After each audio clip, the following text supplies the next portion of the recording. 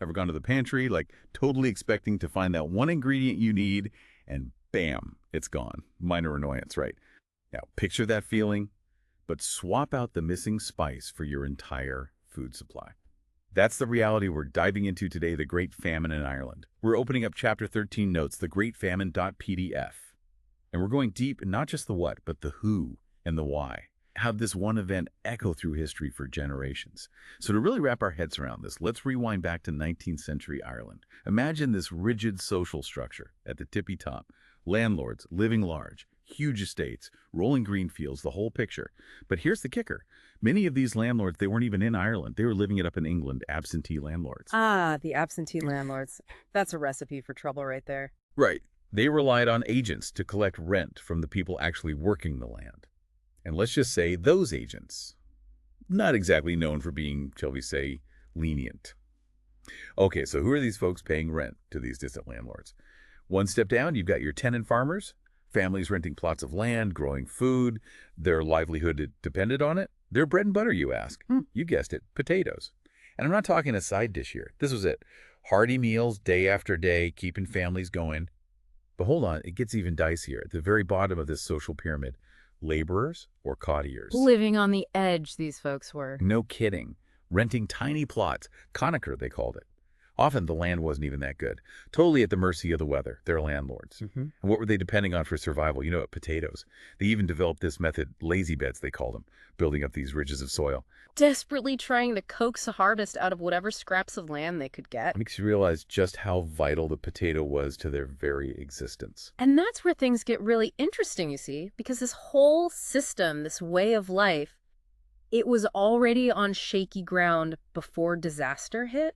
You're saying it was a disaster waiting to happen? Precisely. Population booming, limited opportunities for people to, get ahead, and this utter dependence on a single crop. This wasn't just about food, my friend. It was a powder keg of power imbalances, poverty, and a way of life balanced precariously on a knife's edge. I bet some folks are thinking, okay, potatoes were huge, but come on, there had to be some other options on the table, right? You'd think so, wouldn't you? Right. But that's where it gets really interesting and tragic. This wasn't Ireland's first stance with famine, not by a long shot. Oh, so they'd been through this before. They had. But this time it was like a perfect storm. Everything that could go wrong did. So talk about these tenant farmers we were discussing, the ones inheriting land. Our notes mentioned something called gavelkind. Ah, gavelkind. Now, there's a system ripe for problems. How so? Picture it. You've got your farm, modest size, and you divide it equally among your sons. Okay.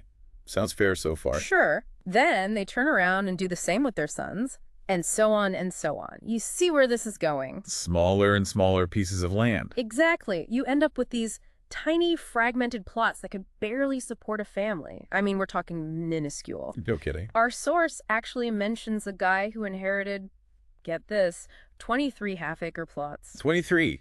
Spread out all over. You got it. A logistical nightmare. And with the population skyrocketing, no real ways to, create more opportunities. It's like they were boxed in. Totally. Pressure cooker situation. Add in this heavy reliance on the potato, and you can see how things went south fast. And south is putting it mildly.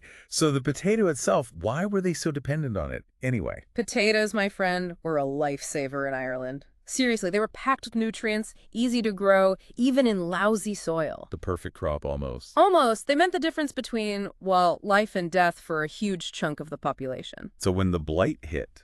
Disaster. It was like yanking the rug out from under the whole country. Their lifeline, gone. Just like that. So we're talking about mass starvation, right? Yeah. A whole society in crisis. You can practically feel the desperation. What happens next? Did anyone step in to help? Well, there were attempts, definitely. But effective. That's another story. Take Sir Robert Peel, for example. He was Prime Minister of Britain at the time. Okay, right. So Peel, he imports Indian corn, tries to offer it as a cheaper alternative to potatoes. Makes sense. Indian corn, it's versatile. On paper, sure. But in reality, not so much. People weren't used to cooking with it, didn't have the know-how, really. But like they didn't know how to prepare it? Exactly. They even called it Peel's brimstone. I mean, that tells you how popular it was. Imagine, food's there, but no one knows how to make it edible. Talk about adding insult to injury. It's like offering a cookbook instead of like an actual meal. What about those workhouses? I always associate those with the famine. Weren't those supposed to provide relief? You know, the workhouses, they were a last resort, really. You'd go there for shelter, food, but you had to work for it. And the conditions, brutal. Families were often split up, the stigma was huge. So, not exactly a safety net. More like a last-ditch effort. Stay in your community, face starvation, or enter a system that tear your family apart. Impossible choices. Just awful. Yeah. Were there any other, I don't know, any bright spots during this time? Anything that actually made a difference? There are these things called outdoor relief schemes, basically work programs, public projects, road building, things like that. Okay, so at least it was something. It was something, offered a bit of a reprieve, I guess, but let's be real, it was a drop in the bucket compared to the scale of the need. Trying to put out a forest fire with a garden hose. Mhm. Our source also mentioned soup kitchens. Did those provide any real assistance? Those did make a difference. Groups like the Quakers, they really stepped up, provided a lifeline. Wow. These soup kitchens, run by charities, offered basic nourishment, a glimmer of hope when things were at their bleakest.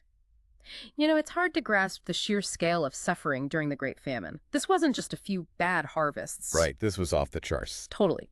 1 million deaths directly attributed to the famine, and another million emigrating by 1851, fleeing the devastation, trying to build new lives elsewhere. And that wasn't even the end of it, was it? Not even close. Ireland's population continued to decline for over a century. Didn't start to recover until the 1960s. Can you believe that?